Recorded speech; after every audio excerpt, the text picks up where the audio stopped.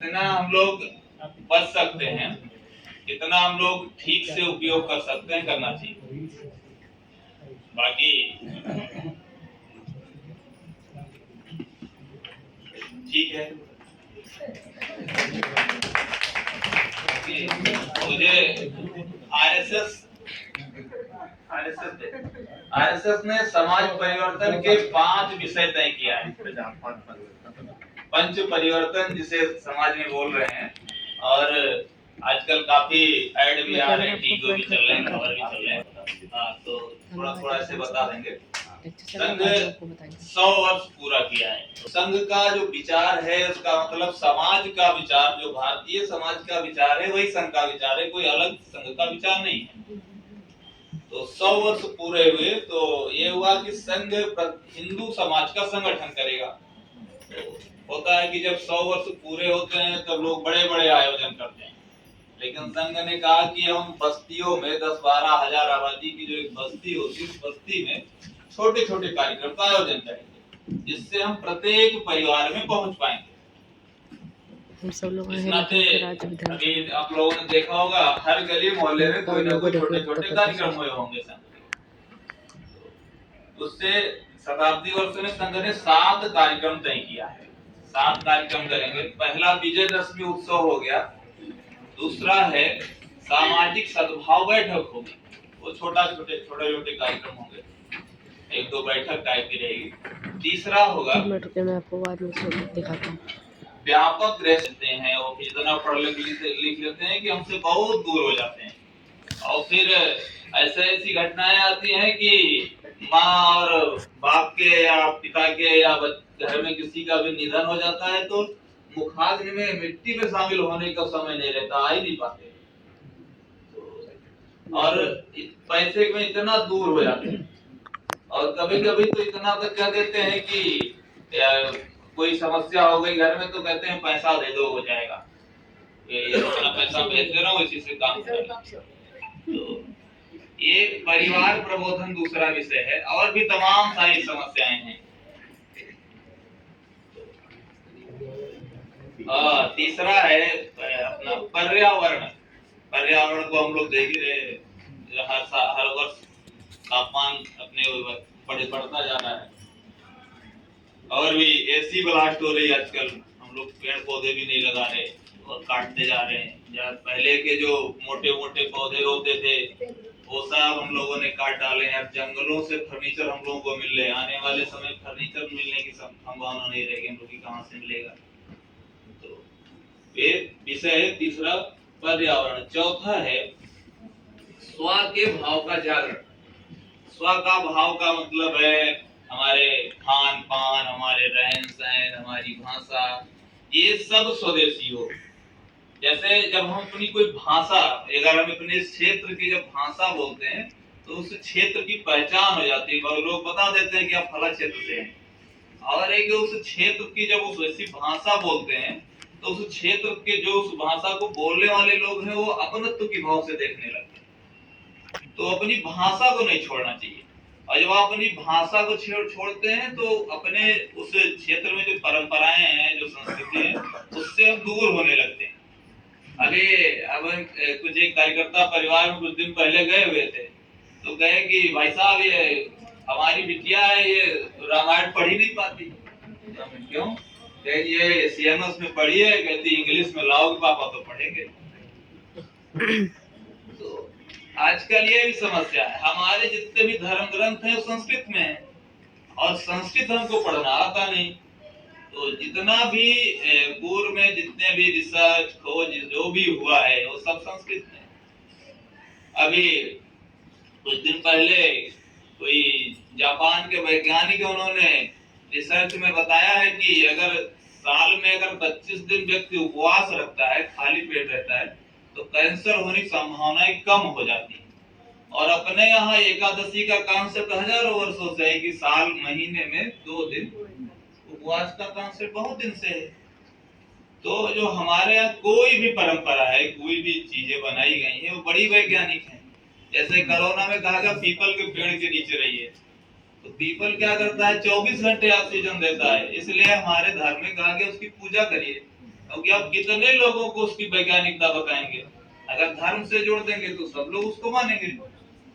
तो ऐसे पर्यावरण के क्षेत्र में काम करेंगे। और हमारा जो स्व है, स्व मतलब खान पान है, वेशभूषा है, और जो वेशभूषा भी होता है किसी का, वो उस भौगोलिक दशा पे डिपेंड करता है कि उस वो जो वहाँ का क्लाइमेट कैसा है, उनका वहाँ ठंडी होती है, गर्मी होती है, क्या कैसे उस क्षेत्र का परिधान कैसे होना चाहिए, तो भौगोलिक दशा तय करती है। तो जो हमारा पहनावा है ये सब हमारा स्वदेशी हो, तो इस पे भी काम करेंगे। और पांचवा लास्ट है संगठित का नागरिक कर्तव्य। मतलब हमको संविधान में राइट्स तो मिले हैं, अधिकार तो हैं, लेकिन हमारे कुछ कर्तव्य भी हैं, उसका भी हमको पालन करना चाहिए। जैसे अगर सामान्यतः कहें तो हम लोग घरों में रहने का कोई नियम नहीं है कि कैसे रहना है, पड़ोसियों से कैसे व्यवहार करना है, माँ बाप से कैसे व्यवहार करना है। रोड पे चलेंगे तो रेड लाइट रहेगी तो भी रोड क्रॉस करेंगे, 3 लोग गाड़ियों पे चलेंगे, गाड़ी में चलेंगे तो सीट बेल्ट नहीं लगाएंगे, ये सब कुछ नियम है। तो नियम किसी भी समाज और किसी भी देश को चलाने के लिए व्यवस्था होती है, तो उस व्यवस्था को चलाने के लिए कुछ नियम बनाने पड़ते हैं। तो इस नाते जो ये जो नागरिक कर्तव्य है, इस पर भी हम लोगों को काम करना है। तो ऐसे धीरे धीरे समाज में प्रबोधन होगा, एक दूसरे से चर्चा परिचर्चा करेंगे और अच्छा समाज खड़ा होगा, चरित्रवान, शीलवान, गुणवान। समाज में ऐसे 3 करोड़ लोग ऐसे हैं जिन्हें हम लोगों ने घुमंतु जनजाति कहा है। संघ ने उस पर भी काम करने को सोचा है, शुरू किया है काम कुछ वर्षों से। जिनका अभी कोई आधार कार्ड नहीं, उनका कोई स्थान चिन्हित नहीं है, और ये भी तय नहीं है कि वो किस धर्म से, किस जात से, किस कैसे बिलोंग करते हैं, ये भी नहीं पता चलता। तो उस पर भी काम करने शुरू किया है। नहीं तो कुछ लोग जा करके उनका धर्म परिवर्तित करा रहे, प्रलोभन दे करके। तो अभी भाई साहब लोग काम कर रहे हैं उस क्षेत्र में। तो ऐसे संघ के जो संगठन है, समाज जीवन का ऐसा क्षेत्र नहीं है जहाँ पे संगठन ना हो, संघ के स्वयंसेवक वहाँ काम ना कर रहे हैं, हर क्षेत्र में काम कर रहे हैं। इतनी बात हम कहेंगे। अभी भाई साहब ने कैंसर और एकादशी के व्रत की बात करी, बिल्कुल सही है। सन 2015 में मेडिकल का नोबेल प्राइज एक अमेरिका और एक जापान के साइंटिस्ट को मिला था। इन दोनों की एक कंबाइंड रिसर्च ये भी है कि जो लोग एकादशी का व्रत करते हैं उन्हें कभी कैंसर नहीं हो सकता, लेकिन उस दिन पानी भी कम से कम पीना चाहिए। इसीलिए अपने यहाँ गर्मी के दिनों में निर्जला एकादशी का व्रत रखा गया है। निर्जला एकादशी के व्रत में पानी भी नहीं पिया जाता। Thank you. बहुत बहुत धन्यवाद सभी लोगों का। और भाई साहब ने अभी इतनी अच्छी अच्छी जानकारियां दी हम लोग के सामने, और मैं जो जिन लोगों ने सुना उनके लिए भी धन्यवाद, और जिन्होंने नहीं सुना उनके लिए धन्यवाद। और इसके बाद हम लोग फिर अगली बैठक में फिर हम लोग इसी तरह से उपस्थित होंगे। आप जैसा कि अभी अध्यक्ष जी का कोई और आदेश तो नहीं है। वैसे एक मैं निवेदन ये करना चाहूंगा कि कुछ लोगों को शिकायत है आजकल कि हम लोग को कुछ बताना चाहते हैं, कोई प्रस्ताव रखना चाहते हैं, अवसर नहीं मिलता।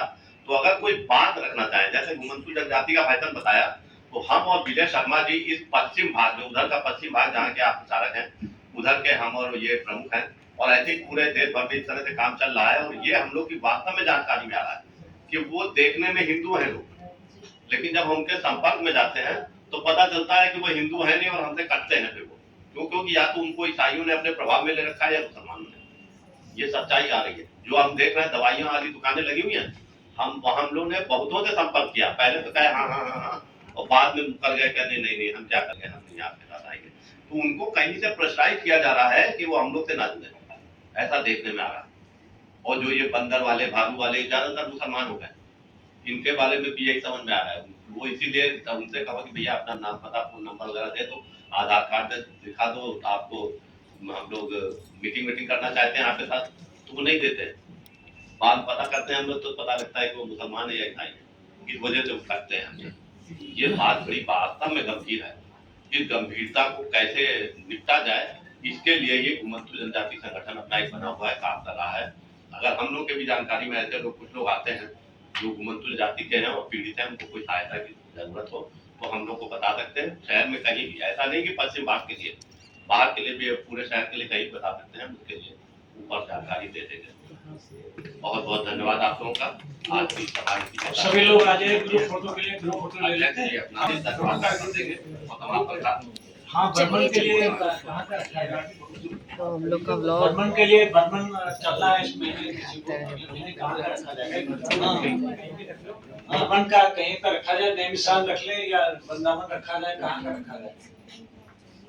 अयोध्या, नैमिषारण्य, वृंदावन, इसमें से जहाँ का भी ठीक है वहाँ का दोनों जगह ठीक है, चाहे फ्रेंड का देखिए आप।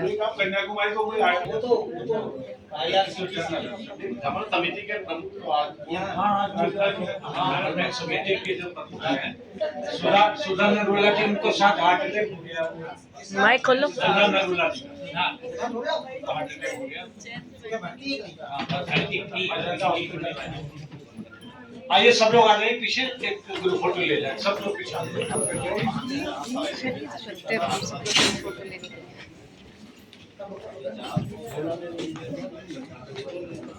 सब